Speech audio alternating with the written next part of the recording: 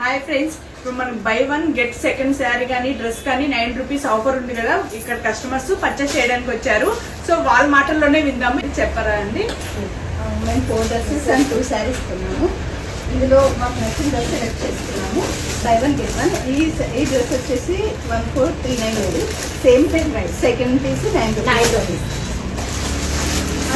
ఇదిగానే అంతేనండి. ఏదైతే highest price ఉందో అది వేసాము. సెకండ్ డ్రెస్ వచ్చి 9 రూపీస్. ఈ శారీ ఒకటి 3,999 లో ఉంది. ఈ శారీ ఒకటి వచ్చి 2,999 లో ఉందండి.